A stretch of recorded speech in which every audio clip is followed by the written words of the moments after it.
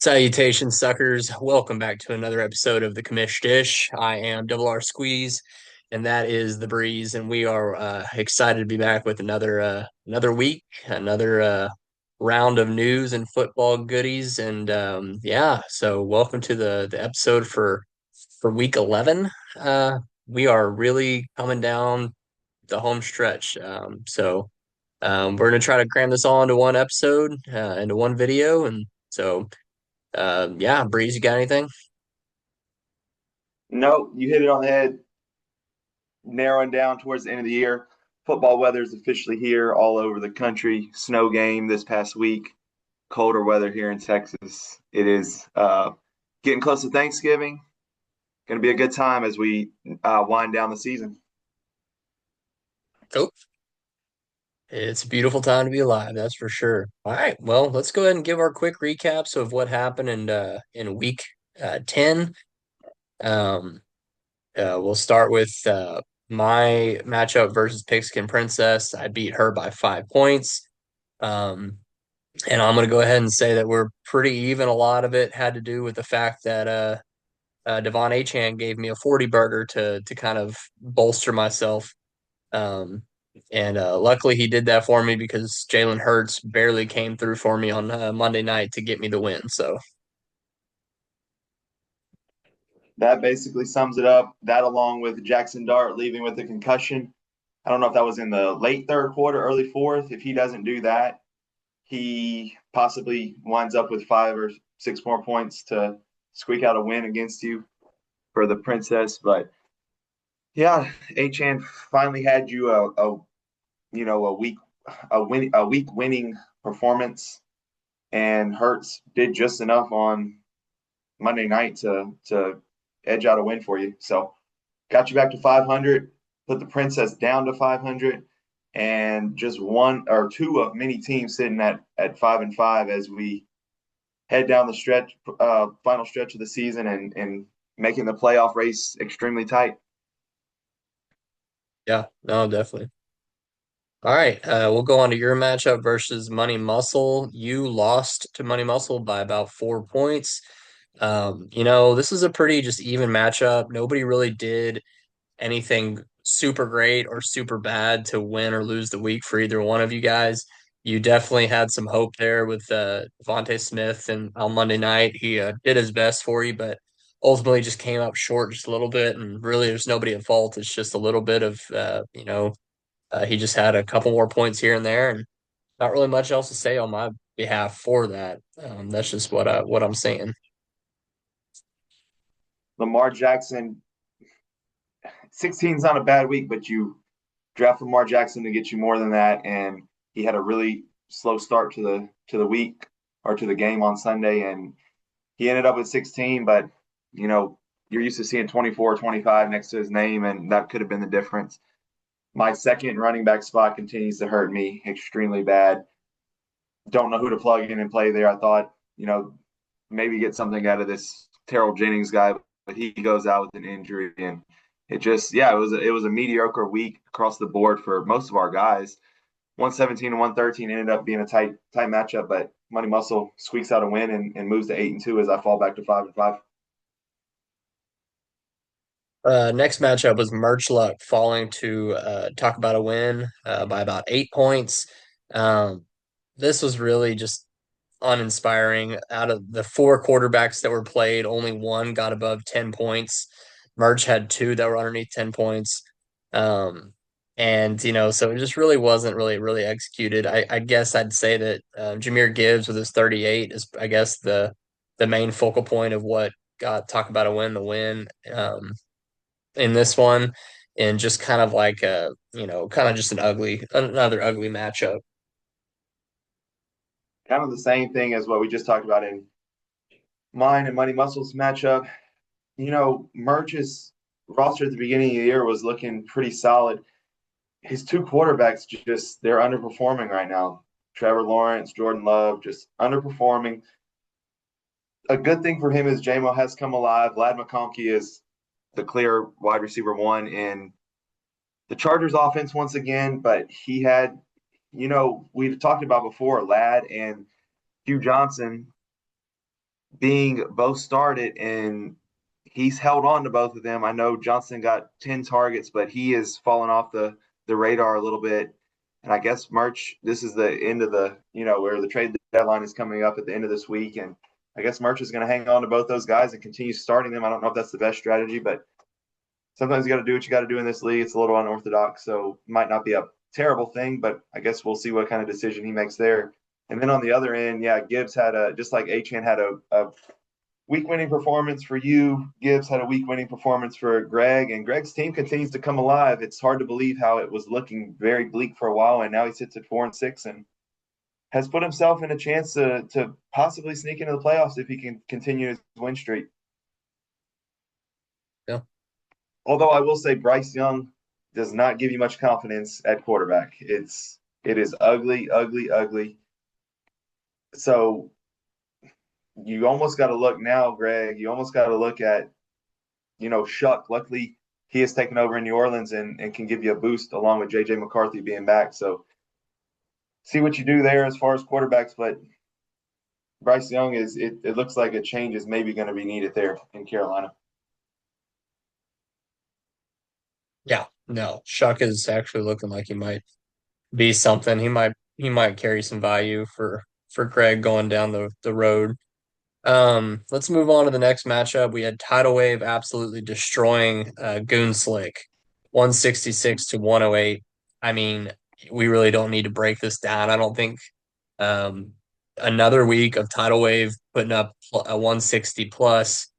He has me always questioning is like, what does it even matter if I consider myself a playoff team? Because it really won't matter if he's consistently putting up this just insane point totals every week. Um, 108 is still not good for Gunslick, but even if he had put up his best week, he wouldn't have been able to compete with what Tidal Wave is putting up every week. So yeah, that's all I got to say about that one. Teams about just about every week or every other week I'm sending Tidal Wave the weekly payout. It's been that kind of performance here recently, and this is with Bo Nix one putting up 5 points and Cortland Sutton only putting up what five, both put up five. He got 10 from his chart from his Bronco stack and puts up 166. At this point, he's got to be the favorite, I would think, to win the championship. I think you would. I don't know. Who did we give the edge to the other week in the power rankings? Jay Louie, Yeah. but the way Tidal Wave is performing here recently, it's his championship odds got to be at the top or second probably. Jonathan Taylor is unreal, scoring touchdowns, putting up huge yardage totals, and really right now the only thing that can slow Tidal Wave down is if an injury to one of his studs or two, but does he have enough pieces to fill in even with that happening? Probably so. The only scary thing is if Omari and Hampton comes back here in a few weeks, Vidal is going to be not startable. So, you know, depth could be tested for Tidal Wave, but right now his lineup that he's putting out there week in and week out is putting up huge points. And Scat Pack, yeah, when you get 166 put up against you and Jonathan Taylor scores 50 points on Sunday morning, it's a rough you're in for a rough day. So nothing you can really do there except move on to week 11. That's it. Yep. Move on. And like I said, when we come to playoffs, whoever makes the playoffs with him, it's going to be more hoping that he does bad than you do good just to give yourself a chance. So, I the will next match, say I looked ahead to I actually catch a break. Looked ahead to my future schedule. I still have to play Tidal Wave this year. I catch him in his bye week hell, which is a saving grace to me because otherwise I'd probably be in the same situation as Scat Pack was in this past week. I'd put up about 110, 115 and not have a chance. And so you give yourself a chance if you face Tidal Week in his bye week hell. So I'm actually catching a break there, but I'm the only fortunate one in that matter because when he's got all his guys, it's tough sledding for whoever he's facing. yeah, makes sense. Uh, Next matchup, we had Sly Dog taking on C Mike, and Sly lost that battle by 4 points. Both teams competed pretty well. I mean, 125 to 129. Those are respectable weeks for especially for these two teams that have been struggling to start the year. I feel like it's kind of unfortunate that one of them had to lose, putting up those totals, especially in a week where we've already listed off, 4 or 5 teams underneath that 115 point mark. But um, like I said, they rostered a pretty good squad. I mean, I'd say you could either lay the blame of the loss on DJ Moore's goose egg, or you could give credit to where credit's due and Travion Henderson coming on for C Mike with 28 points. Either way, that's what sealed the deal is those two factors. Yeah, I'm not going to add too much more because I think you hit on it all.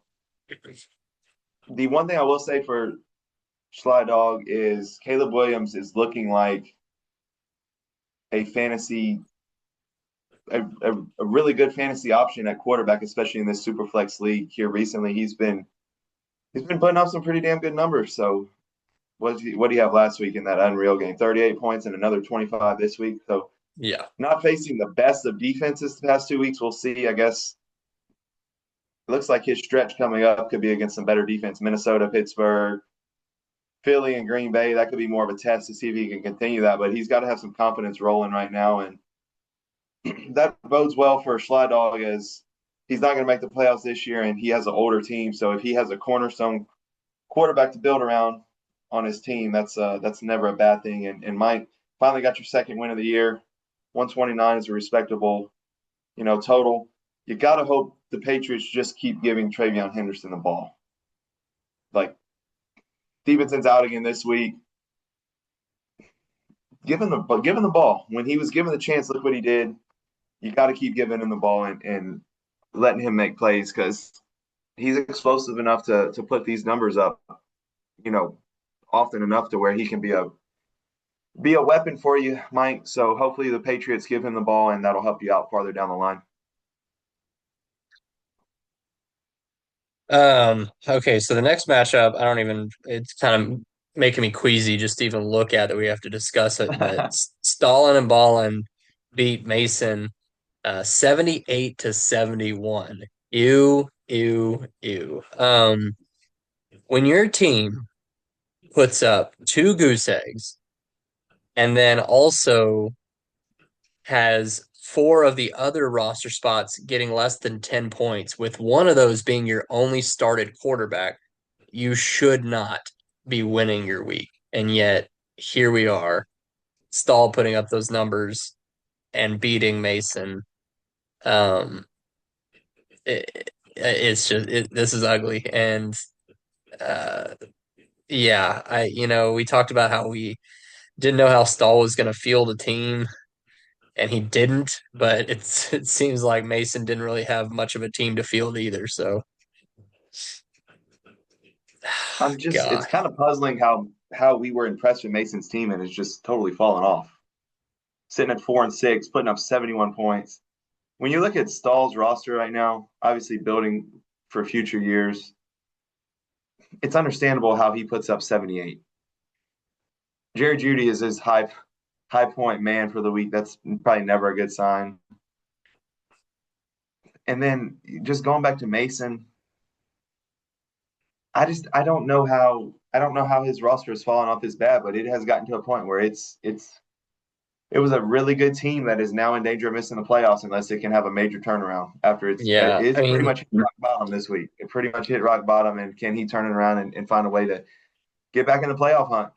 Because right you now would he's think sitting you would outside the think playoffs. with the two pillars of CMC and Justin Jefferson alone would mean that your team gets at least 100 points. Just those two alone.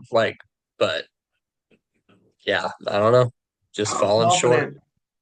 How confident are you if you had Justin Jefferson on your team? Do you have Justin Jefferson in any league? in best ball. How confident are you if you're Mason? How confident are you in him to be the Justin Jefferson, the elite Justin Jefferson moving forward? Is he elite or is he just really good? I mean, Justin Jefferson's great as a player. Um, But as a fantasy option, I yeah, I think the days of him being like the consistent number one are behind him because there's just so many other receivers that are getting force fed the ball in different ways. So I think he'll Because still then be for good. then yeah, he'll still be really good. But for a while, didn't you think of him and Jamar Chase as pretty much both the two top receivers in the NFL for fantasy options? And Yeah, because now in it's like Chase is, two years ago I did a startup dynasty and I had the number one overall pick and I had to make that decision of choosing Justin Jefferson or Jamar Chase because they were in a tier by itself. There was nobody else even close to them. yeah, Uh, and I but luckily they're not even close chose to being in the same.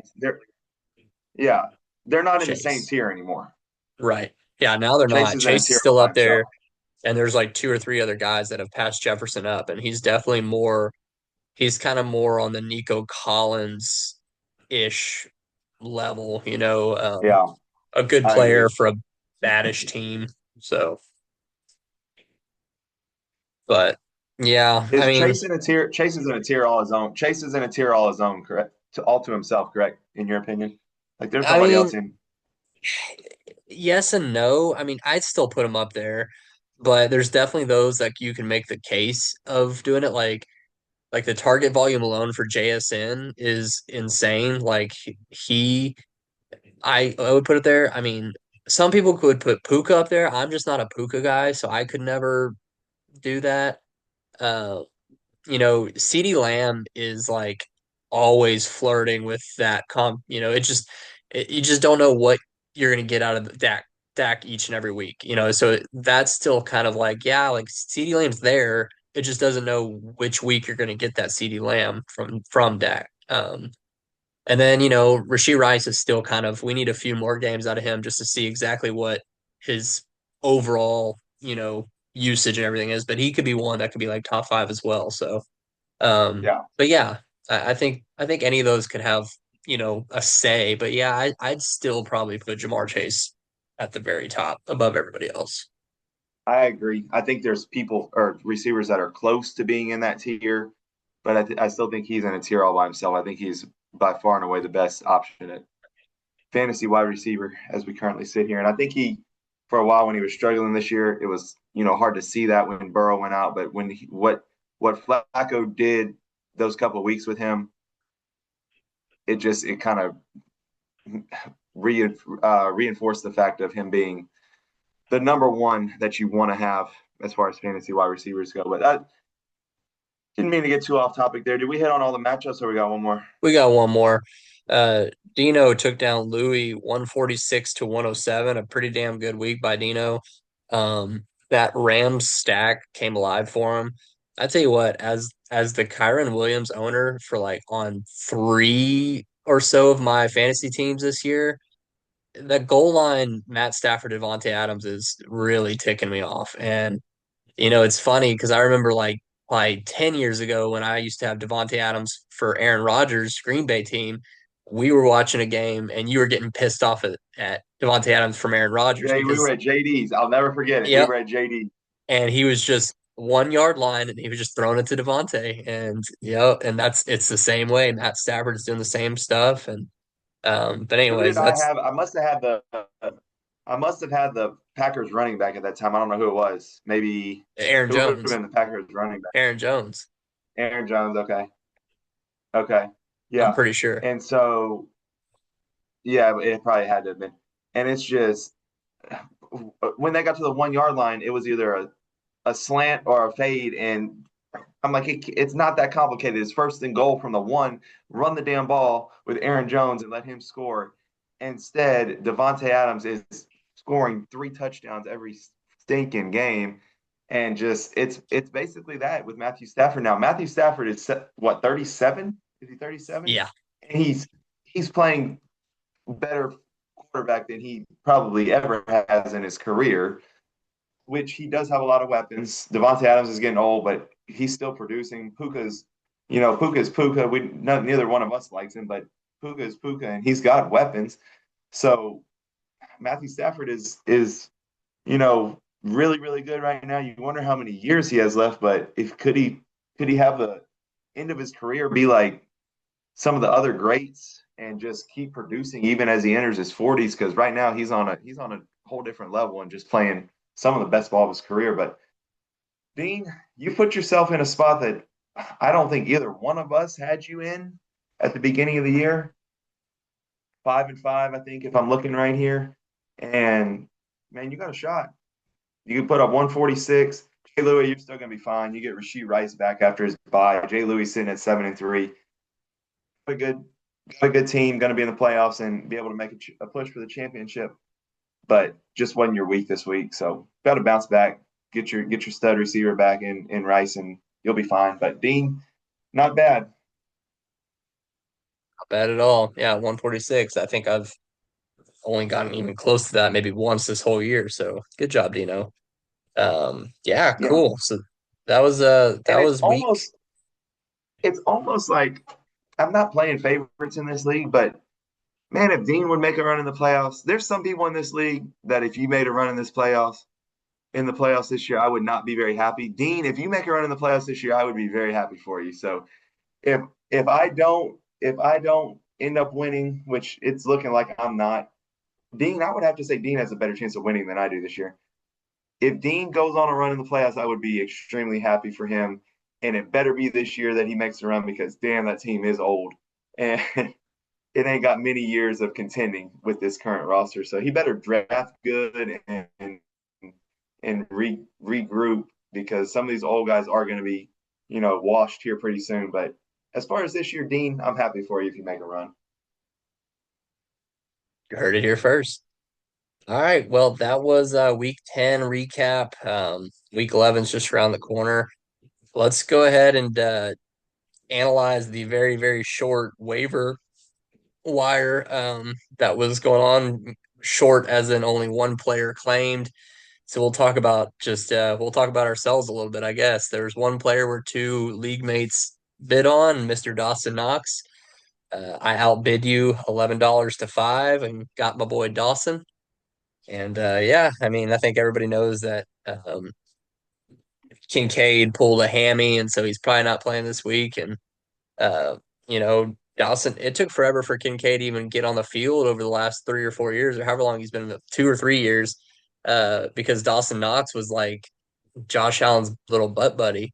So there's a good chance that Josh goes back to that, and then after you couldn't get Dawson, you went ahead and picked up the rookie tight end and Mr. Hawes who caught that touchdown. So there could also be some upside in there too, especially with the news of Khalil Shakir getting a little banged up this week too. So it might open up even more targets where they might both be relevant. I've seen Josh Allen go to more than one tight end throughout his career. So there could be something to be said about both of them.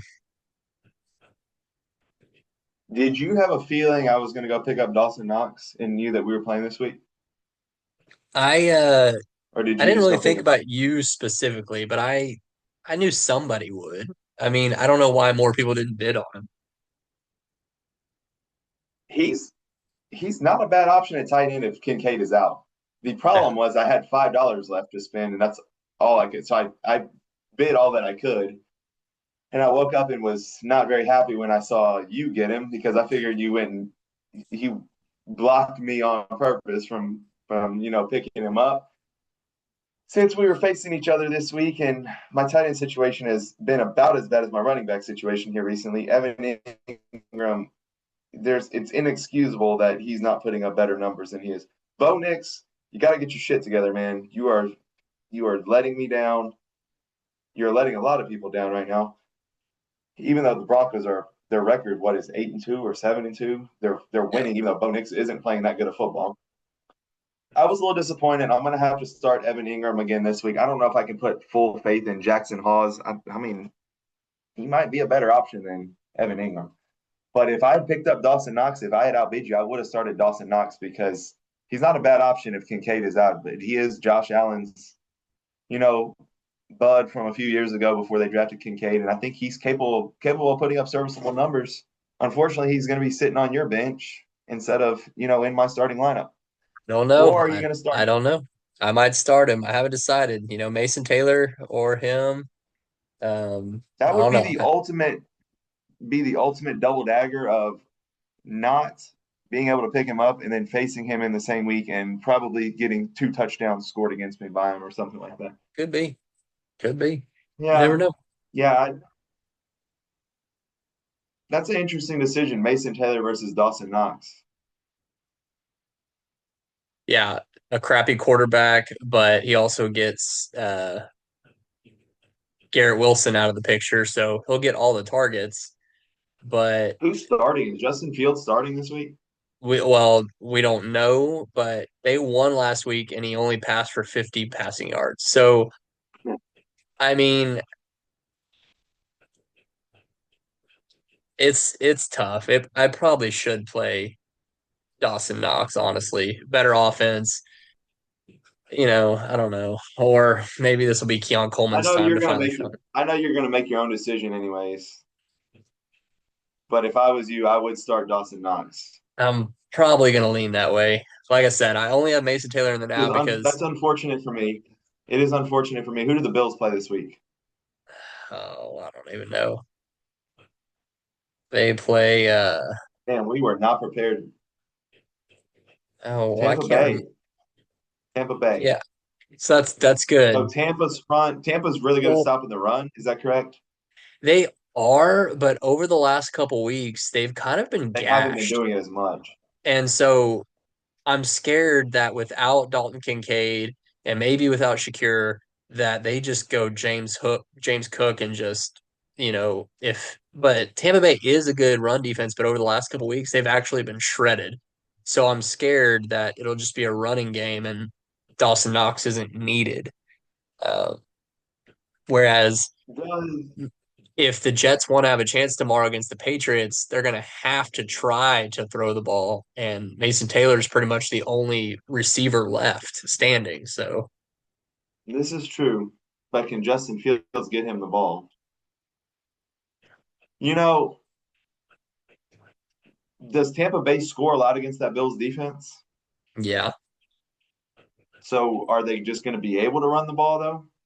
I mean, that's the key, right? We need Tampa Bay to score, and that way it'll be a shootout. And that way you're going to need some passing as well. So, yeah, I mean, at the end of the day, I'm thinking I just want to probably rely on Josh Allen more than I do Justin Fields. I mean, That's what it comes down to. that's all it is. Mason Taylor, Dawson Knox is kind of a coin flip, right? So then you go to who has the better quarterback throwing. That's a pretty easy choice. Yeah. Because, I'm well, gonna it's the let same. you. I'm gonna let you think about it from here. I'm gonna let you think about it from here.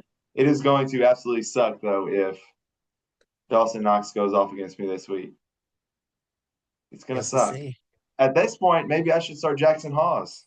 You should. We should have a little bet there. A little side hustle. That would be a cool little thing. We'll see. We shall see. Who else got picked up about an hour ago? What did it say? Oh, yeah, it's a Tom. Zoe So Zoe picked up Greg Dortch. yeah, you like Jahan Dotson until the end of time. I have Zoe been is a Greg Dortch. I have been a Greg Dortch fan, yeah. and the guy just cannot, get enough targets to be fantasy relevant. It seems like his skill set would fit perfectly as a slot receiver in Arizona. It seems like he should have gotten about 7 to 8 targets a game from Kyler Murray, easy completions from Kyler Murray, which Kyler Murray struggles with completing passes. So let's maybe, get a screen pass out the door, let him get in space, or, a little jet sweep action or something like that. But Greg Dortch has never been able to put it together. This might be his final chance of being anything fantasy relevant. Marv goes out with appendicitis. Great timing. Thank you, Big Marv. You were finally starting to produce with Jacoby Brissett at quarterback, and I was looking forward to that stack this week against you. That is not happening. Luckily, I have a fill-in to take Marv's place. But back to Dortch, this might be his last chance to be fantasy relevant with a new quarterback in Jacoby Brissett. Marv out of the picture. They don't really have that many other options. Trey McBride, you would think, is going to have a huge week because they don't really have anybody else to throw it to. Michael Wilson, I guess. They Zay, you Zay, you hold the torch for Dortch. I'm kind of a Michael Wilson guy. I mean, yeah, he was on my squad, my other dynasty team forever until it's not because he was, I mean, yeah, he was kind of irrelevant. It was more because I just didn't have the spot for him. But I think he's actually the one that will probably get the first the first looks in each play. Um, but like you said, sometimes that slot receiver when a backup quarterback needs some quick options to go, those are the ones that just pile up the targets and the receptions. So it's kind of a toss up. All I know is that without Marv, I mean, yeah, one, that helps me because you don't have Marv, and two, it kind of diminishes the value of Jacoby Brissett a little bit. So that's also good for me. Oh yeah, So thanks for the reminder. Like I yeah, hadn't thought of that. Yeah, not a bad pickup though. Tatanka, Greg Dortch, maybe have a little magic for a week or two while Big Marv is out getting his appendix removed. Which, by the way, if nobody in this group has ever had their appendix taken out, it is not fun. Uh, yeah, not a bad pickup though, Greg Dortch. Let's see if he can provide a little bit of depth value for the tree man for maybe a week or two and put up some points. But I will be a believer in Greg Dortch probably until the end of time, just like you are with Jahan Dotson, even if they never actually put up any kind of numbers. Which, by the way, are you starting Jahan Dotson against me this week? Is you that a know, for sure? right now he is in my lineup because that's how that's how poor the lineup is looking this week. So right now he's there, and all I can hope is that, I think I don't remember who they play, but I'm pretty sure it's going to be a shootout. They play Detroit, and so you would think because Detroit's defense isn't. I mean, it's okay, but it's not like a shutdown. So, and what they do is they get beat with big plays. Like that's what is actually effective against Detroit is the big play. So I'm gonna You hope know and pray. who's you know who is the big play receiver now for the Philadelphia Eagles? No, I don't. Yeah, actually you do. I'm not He's the sure. only Philadelphia he's the only Philadelphia receiver producing points, and he happens to be on my team. So I just can only hope that Jalen Hurts does not decide to rush for 2 or 3 touchdowns on. Well, When do they play? That's got to be a Sunday night game, huh? Is that Sunday night? I'm sure that's in Sunday prime. night. That's yeah, I figured. So I tell you what, So you play Jackson Hawes and I'll play Dawson Knox. We'll have that battle, and then you will have Devontae Smith versus Jahan, and hopefully it goes that way. if you We'll leave just keep Jahan battling. Dotson in your lineup, no, I can't. I don't want to put this on the air. Then I'd have to hold myself to it. If I keep it I in can't there, believe you're. what I can't you're gonna put believe you're Jackson starting Hawes? Jahan Dotson. I can't believe you're starting Jahan Dotson. Well, if we ever get to matchup predictions, I will tell you my thought process, and we can go from Well, there. we can. We're gonna have to start a second video. We thought we could get done in one video. Clearly, that's not because we Never is started gonna happen rambling. I again. started rambling. No, we're a 2 video kind of team here. So the reason I'm rambling is because these fellow league mates of ours, I don't know if they forgot it was Wednesday like I did, that the podcast was going on tonight. No fan mail, unfortunately, to get to. So had to fill the time with some other rambling, kind of created our own fan mail. Did Well, we hit on all the pickups? There were no trades. So I guess that leads us into matchups, right? No fan this is a mail. I guess the only let's talk real quick. We got 5 minutes and then we'll start the video over so we can do the predictions. College football, yeah. Let's do that for 5 minutes. yeah. So A&M rolled Missouri. Missouri had their backup quarterback in. He couldn't do anything. But I don't think that diminishes how good A&M performed because Missouri's defense I don't think is bad. A&M put up 38 against them. Missouri's run game is really strong. They still held them to 17. Backup quarterback that can kind of diminish results as far as what you think of a performance. But A&M went on the road and got to 9-0 pretty easily, even after a little bit of a slow start. There's basically, I mean, they're going to win against Samford. Obviously, that's 10-0. They got South Carolina this week. If you don't beat South Carolina at home, in a down year for South Carolina, it's going to be very disappointing. So you're looking at 11-0 heading into Austin for the last game. I don't think there's any way they lose to South Carolina this week. Never want to say never, but I don't think there's any way they lose to South Carolina this week, and I don't think it's particularly that close.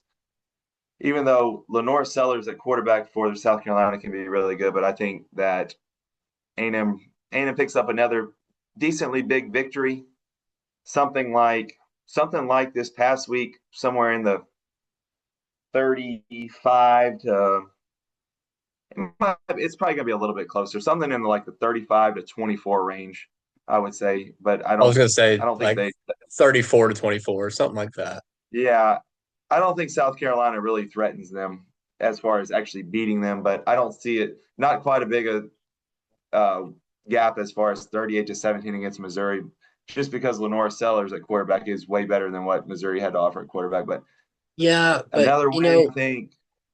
Go L ahead. Lenore Sellers is the kind of quarterback that most teams, most defenses, like they don't want to face because he is like talented and like athletic and he can make plays and go off.